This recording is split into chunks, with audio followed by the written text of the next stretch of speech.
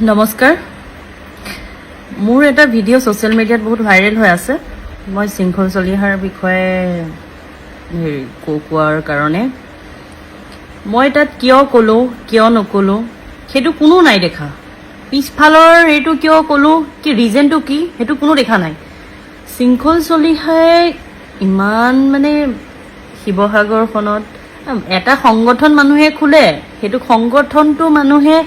সংগঠনটো এটা খোলে সবকে সাঙৰি ৰাখিবৰ কাৰণে না কি মানুহক ছেদ ভেদ কৰিবলৈ অত্যাচাৰ কৰিবলৈ তো সেইটো হেৰিয়তহে মই শৃংখল চলিহাক মোৰ যোনটো ভাইৰাছ মই বেয়া পাইছোঁ তাক দেখি কাৰণ আগতে কাম কিছুমান কৰি আছিলে আমাৰো ভাল লাগিছিলে কিন্তু এতিয়া যিমান মানে অত্যাচাৰ চিষ্টেমত কৰিছিলে এইটো চিষ্টেম আছে ন কৰাৰ আৰু চৰকাৰ আছে সেইটো বিদেশী খেদা আমি কোৱা নাই যে বিদেশী খেদিব নালাগে বুলি বিদেশী খেদিব লাগে কিন্তু যোনবোৰ একেবাৰে আজু ককাৰ দিনৰ বন্ধুসকলৰ যোনবিলাক মুছলিম মানুহ সিহঁতক সিদিনাখন দেখিছে আপোনালোকে ভিডিঅ'ত কোনোবাই আঁঠু কঢ়াই থৈছে আঁঠু কঢ়াই পেলাই একদম 24 ঘণ্টাৰ টাইম দিয়ে কোনোবাই কাম কৰি আছে লিভাৰ কাম কৰি আছে তাৰ পৰা একেবাৰে মাৰপিট কৰি খেদাইছে সেইবোৰ যুক্তি নেকি আপোনালোকে নিজে কওক মই শৃংখল চলিহাক গালি দিয়াৰ কাৰণে আপোনালোকে কিছুমানে বহুত মানে মোক কমেন্ট কৰিছে বেয়াকৈ কমেন্ট কৰিছে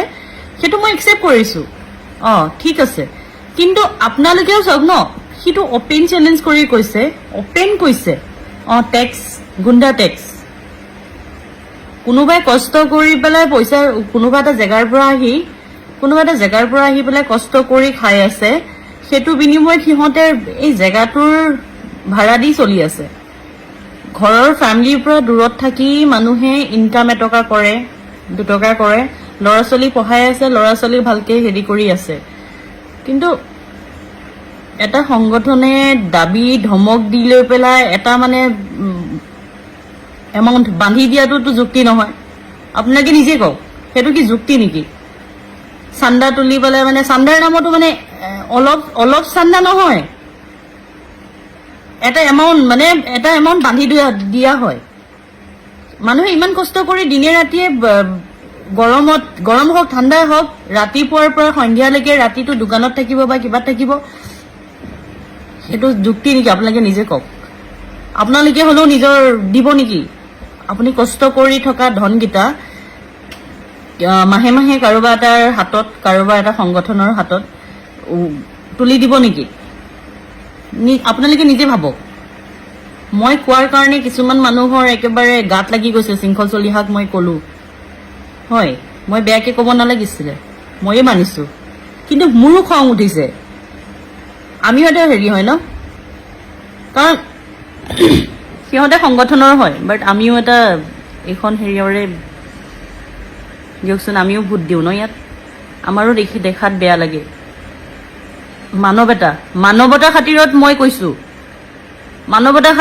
কৈছো যে হয় মিয়া মানুহ একচুৱেলি সঁচা কথা কৈছো মুছলিম মানুহ নাথাকিলে আমি চলিবও নোৱাৰো আৰু আমি নাথাকিলেও সিহঁতে চলিব নোৱাৰে কোনোবাই কষ্ট কৰি খাই আছে কোনোবাই চবেই কষ্ট কৰিয়ে খাই আছে কোনো ইয়াত কাৰোবাৰ নিচিনাকে দাদাগিৰি দেখুৱাই পেলাই কোনো চান্দা তুলি পেলাই খাই থকা নাই ঠিক আছে তো কথাটো ইয়াত এইটোৱে যে গভৰ্ণমেণ্টৰ এটা প্ৰচেছ আছে বাংলাদেশী খেদাৰ তো সেই প্ৰচেছ মতে গ'লেই হ'ল হাই কাজিয়া নকৰি কোনো মানে সংগঠনৰ হেৰি নলৈ চৰকাৰে সেইটো ল'লে ভাল ইয়াত যদি মই ভুল কৰিছো তেতিয়াহ'লে আপোনালোকে ক্ষমা কৰিব ভুল কৈছো যদি আপোনালোকে নিজে ক্ষমা কৰি দিব মোক আপোনালোকে নিজে ভাবি যাব কথাষাৰ যদি শৃংখল চলিহাই যদি ভদ্ৰতাভাৱে যদি সবকে যদি কৰিলে সব মানে লিগেল হিচাপে কৰিলে হয় তো মাত দিবলগীয়া একো কথা নাথাকে কাৰো খং নুঠে আপোনালোকে নিজে ভাবক তাৰতো এটা নৰ্মেল মানুহৰো খং উঠিব ন জুকাই লোৱা নিচিনা মানুহৰ মই বিদেশীৰ চাট দিব যোৱা নাই বিদেশীক বাংলাদেশীক এনেও সবেই জানে বাংলাদেশীক ইয়াত ৰাখিব নালাগে কিন্তু তাৰো এটা প্ৰচেছ চিষ্টেমত এটা শৃংখলাভাৱে মানে অতৰালে হ'ল আৰু মই এইকাৰণে কৈছোঁ মই বিল আছে তাৰপৰা নিজেই লৈছোঁ। মই একচুৱেলি অব্যাহতি বিচাৰিছিলোঁ, মই 2 মাহৰ অব্যাহতি বিচাৰিছিলোঁ। কিন্তু বৰ্তমান অসমৰ যিটো পৰিৱেশ পৰিস্থিতি, সংগঠনে আলোচনা কৰি হৰকুমাৰ গগৈৰ লগত মই এতিয়া জাজিত বহিছিলোঁ, আমি একেলগে ভাত খাইছোঁ। তাত মোক হৰয়ে কৈছে যে তই 2 মাহৰ অব্যাহতি ল'ব নোৱাৰ আৰু এমাহৰ কাৰণে কেৱল মাত্ৰ বিশ্ৰাম দিয়া হ'ব। আৰু মোৰ এটা অপাৰেশ্যন কৰিবলগীয়া আছে। আৰু অপাৰেশ্যনতকৈ ডাঙৰ কথা হৈছে মোৰ ভণ্টি আহি আছে। মোৰ ভণ্টি ডুবাইত থাকে, তাই ডুবাইৰ পৰা আহি কাইলৈ পাবহি। তাইক লৈ মই অলপ ফুৰাবলৈ যাম, নহ'লে তাইক খুব কাজিয়া কৰিব। তাইক মই ফুৰাব নিবই লাগিব। আৰু কিছুমান আৰু অকল পৰিয়ালক সময় দিয়াৰ খুব প্ৰয়োজনীয়তা আহি পৰিছে। কিন্তু কোনো এইটো কথা ভাবি উৎফুল্লিত হ'ব নালাগে যে বাংলাদেশীৰ বিৰুদ্ধে আমাৰ আন্দোলনখন ৰখি যাব। বীৰ লাচিত খানক হাজাৰ হাজাৰ সৈনিকে বাংলাদেশীৰ বিৰুদ্ধে অভিযান চলাই যাব। কাইলৈ পৰা পুনৰ অভিযান চলিব। আজি আমি সিদিনা আমগুৰিত এজন সন্দেহযুক্ত বাংলাদেশীয়ে 8ম শ্ৰেণীৰ ছোৱালী এজনী কিডনেপ কৰি লৈ গৈছে। অসম পুলিচ, অসম চৰকাৰ এতিয়ালৈকে ছোৱালীজনীক উদ্ধাৰ কৰিব পৰা নাই। তাত আমাৰ আপত্তি আছে। চৰকাৰ ফেইলিয়াৰ হৈছে। এতিয়া যদি চৰকাৰ ফেইলিয়াৰ হয়, আমি 48 ঘণ্টা সময় দিছোঁ, তেন্তেতো আমগুৰিত হুলস্থুল হ'ব। বীৰ লাচিত খানক সৈনিকে সোধাই নেৰিব।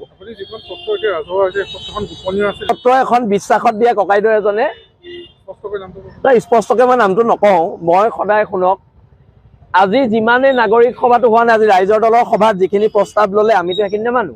এখন ৰাইজৰ দলৰ সভাহে হৈছিলে আজি। ৰাইজৰ দলৰ সভাৰ আমি কোনো প্ৰস্তাৱ নেমানো। আৰু অখিল গগৈ ফূৰ্তি পাব নালাগে যে ৰন্দু পানী ফুকনৰ শৃংখল চলিয়াৰ মাজত কাজিয়া হৈছে বুলি। বীৰ লাচিত খানক দুভাগ কৰিবলৈ চৰকাৰ বিফল হৈ গ'ল। চৰকাৰী গোটেই যন্ত্ৰ বিফল হৈ গ'ল। এখন লাভ লেটাৰে বীৰ লাচিত খানক দুভাগ কৰিব নোৱাৰে। আৰু যেতিয়ালৈকে আমি জীয়াই আছোঁ, বীৰ লাচিত খানৰ এই সত্তাটো একত্ৰিত হৈ থাকিব। আৰু আজি এইবোৰ যিবিলাক দুষ্ট চক্ৰ দুষ্ট চক্ৰই যিবিলাক নিউজ বজাইছে, তাৰ পিছৰ পৰা বীৰ লাচিত খান আৰু ষ্ট্ৰং হ'ব। আমি আৰু একতাৰে আগবাঢ়িম। আজি এতিয়া ৰন্তু দাই ফেচবুক যোগে গোটেই কথাখিনি জনাই আছে। বৰ্তমান মই চাই আছিলোঁ, এতিয়া আপোনালোক অহাৰ কাৰণে মই চাব পৰা নাই, আকৌ চাম। আৰু অনাগত দিনত এখন ঐক্যবদ্ধ সংগ্ৰাম হ'ব। আৰু দেশ আৰু জাতিৰ প্ৰতি যদি ভাবুকি আহে, শৃংখল চলিয়াই বীৰ লাচিত খানৰ এজন সাধাৰণ সৈনিক হিচাপে নৰিয়া দেহাৰে যুঁজিবলৈ আগবাঢ়ি আহিব। ডক্টৰে কৈছে, এইটো সংগঠনে নহয়। আমি নিশ্চয় আমাৰ সৈনিকৰ কাম চলি আছে। আজি যোৰহাটত চলিছে, কাইলৈও চলিব। চলিব। শিৱসাগৰত কিয় নচলিব? শিৱসাগৰত কোনোবাই সিদ্ধান্ত ল'ব, সিদ্ধান্ত এটা জাপি দিব। আমি আজি নাগৰিক সভাত ভাষণ দিওঁতে কৈছে এনেকুৱা মন্তব্য গ্ৰহণযোগ্য নহ'ব। আৰে তোমালোকৰ মতে মন্তব্য দিম নি আমি? নাগৰিক সভাৰ কাম মন্তব্য শুনা, মন্তব্যৰ ওপৰত প্ৰতিক্ৰিয়া সামগ্ৰিকভাৱে দিব। নাগৰিক সভাৰ কামটো কি হৈছে? মন্তব্য শুনা। ভুল কওঁ, শুদ্ধ কওঁ, মন্তব্য শুনাহে কাম। নাগৰিক সভাৰ কাম কি আছিলে? মন্তব্যটো শুনা। কথাবোৰ এনেকুৱা নহয় জানো? এতিয়া নাগৰিক সভাই কৈছে এনেকুৱা মন্তব্য নহ'ব, নে কেনেকুৱা মন্তব্য হ'ব তেন্তে? মানে তেওঁলোকে সাম্প্ৰদায়িক কথা। এতিয়া এজন সাংবাদিকে কৈছে তেওঁ নিশা বোলে 12টালৈকে আছিলে, তাত কোনো ধৰণৰ সাম্প্ৰদায়িক ধ্বনি দিয়া নাই। তো আমাৰ ল'ৰাও নিশা 1টালৈকে তাত আছিলে, সাম্প্ৰদায়িক ধ্বনি দিয়া শুনি আহিছে। তোমালোকে যদি অকল এছাম পক্ষ লোৱা, তোমাৰ সাংবাদিকসকলৰ এটা দায়িত্ব কি? নিৰপেক্ষতা অৱলম্বন কৰিব লাগিব। সাংবাদিকৰ দায়িত্ব, সাংবাদিক জাজ হ'ব নোৱাৰিব নহয়। আজি ইয়াত জাজ হোৱা দেখা গৈছে যে তেওঁলোক আছিলে, কোনো সাম্প্ৰদায়িক মন্তব্য দিয়া নাই। প্ৰমাণ কৰিব লাগিব যে সাম্প্ৰদায়িক মন্তব্য দিয়া নাই। আৰু মই এইটো কথা স্পষ্টকৈ কৈছোঁ, সাম্প্ৰদায়িক মন্তব্য দিছিলে। কিয় ভয় খাইছে আপোনালোকে ক'বলৈ? ভোট ভাঙিব, কাৰোবাৰ ভোট ভাঙিব, সেইকাৰণে ভয় খাইছে। কিন্তু সাম্প্ৰদায়িক মন্তব্যটো দিয়াটো দিছে। আৰু মই আজি এই সংবাদ মাধ্যম, বিশেষকৈ শিৱসাগৰ সংবাদ মাধ্যম সকলোকে ধন্যবাদ জনাইছোঁ। এইকেইদিনৰ জাতীয় জীৱনত আপোনালোকে বীৰ লাচিত খানৰ প্ৰত্যেকটো কথা খুব নিৰপেক্ষভাৱে খুব নিৰপেক্ষভাৱে আপোনালোকে গোটেই অসমৰ জাতীয় জীৱনক জনাইছে। তাৰ বাবে আপোনালোকক ধন্যবাদ দিছোঁ। আৰু এইকেইদিন যিহেতু কাইলৈ মই চিকিৎসকৰ ওচৰত যাম, আৰু সম্ভৱ মই অৰুণাচলো যাম। মোৰ য'ত চিকিৎসা হ'ব, চিকিৎসকজন সদায় নাহে, মানে এভেইলেবল নহয়। তেওঁৰ পৰা মই এটা অপাৰেশ্যনৰ টাইম ল'ব লাগিব। আৰু আমি 9-10 তাৰিখে মই আমাৰ পৰিয়াল সহিত আমি অৰুণাচল যাম। আৰু তাৰ বাবে মই সকলোকে এতিয়া মই ধন্যবাদো জনাইছোঁ। আৰু পুনৰ কৈছোঁ, সাংবাদিকসকল নিৰপেক্ষ হোৱাটো বিচাৰোঁ। আমিতো সৰু মানুহ, কিন্তু আজি ডাঙৰ মানুহবিলাকে নিৰপেক্ষতাৰ ভূমিকাটো নল'লে। ডাঙৰ বুদ্ধিজীৱীসকলে শিৱসাগৰৰ যিটো নিৰপেক্ষ হ'ব লাগে, নিৰপেক্ষ ভূমিকা নল'লে। সেইকাৰণে মই কৈছোঁ নিৰপেক্ষ হ'লে ভাল।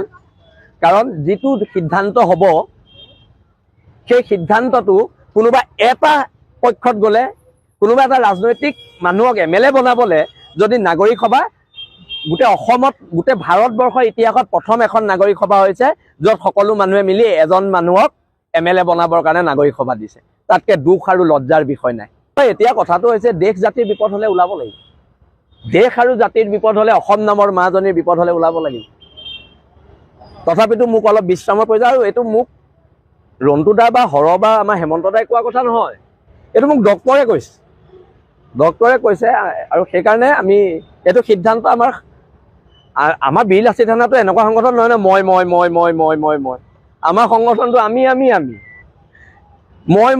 সংগঠন নহয় মই আমুক মই তামুক মোলে ভয় কৰে মোলে আমুক কৰে মোলে তামুক কৰে আমি সদায় আমি হিচাপে কওঁ